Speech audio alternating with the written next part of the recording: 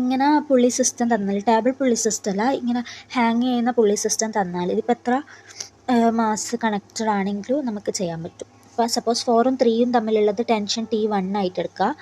ഇനി ഇത് T2, ഇത് T2 ആണെങ്കിൽ ഇപ്പുറത്തുള്ളതും T2 ആയിരിക്കുമല്ലോ, കാരണം സെയിം റോപ്പാണല്ലോ ഉള്ളത്. ഇനിയിപ്പോൾ 2ഉം 1ഉം തമ്മിലുള്ളത് 3 ആയിട്ട് എടുക്കുക.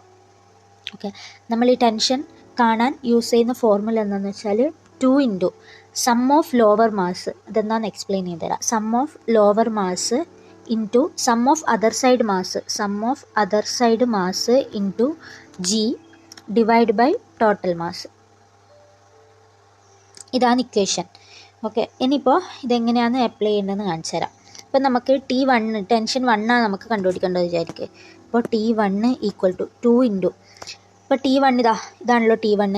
T1ൻ്റെ താഴെയുള്ള മാസിൻ്റെ സമ്മ്, താഴെ ഇപ്പോൾ 4 മാത്രമേ ഉള്ളൂ. അപ്പോൾ sum of lower mass 4 into, ഇനിയിപ്പോൾ sum of other side mass, ഈ T1ൻ്റെ ഓപ്പോസിറ്റ് ഇതേതാ, അതർ സൈഡ് എന്ന് പറയുമ്പോൾ ഇതല്ലേ. ഇവിടെ ഏതൊക്കെ മാസം 2 ഉണ്ട് 1 ഉണ്ട്, അതിന് രണ്ടിൻ്റെ സമ്മ് 3 ഇൻറ്റു G ഈക്വൽ 10 കൊടുക്കുക, into G divide by total mass. Total mass ഇപ്പോൾ എത്രയാ, 4 3 2 1 10 വരും.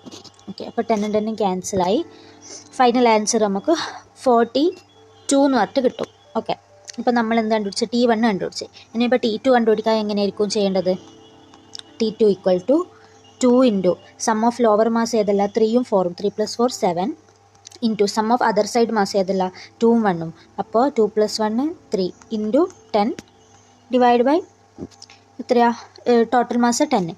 10 10 ക്യാൻസൽ ചെയ്താൽ അങ്ങനെ ഒരു വാല്യൂ കിട്ടും. ഇനിയിപ്പോൾ T3 ആണെന്ന് കണ്ടുപിടിക്കണമെങ്കിൽ sum of lower 2 into sum of lower mass 2 into 1 into sum of other side mass 7 into G 10 divide by 10 എന്ന് ചെയ്താൽ ആൻസർ കിട്ടും. ഇതിപ്പോൾ ഈ എത്ര മാസസ് ഇങ്ങനെ അടുപ്പിച്ച് തന്നാലും ഒരു ഫ്രീ ബോഡി ഡയഗ്രം ഇല്ലാണ്ട് പെട്ടെന്ന് ചെയ്യാൻ പറ്റും. ഇത് ഞാൻ എജ്യൂപോർട്ടിൽ സച്ചിൻ സാറിൻ്റെ ക്ലാസ് കണ്ടിട്ട് കണ്ടതാണ്. ഡീറ്റെയിൽഡ് ആയിട്ട് ആർക്കെങ്കിലും ഇത് പഠിക്കണം എന്നുണ്ടെങ്കിൽ ആ വീഡിയോ ഉണ്ടോ.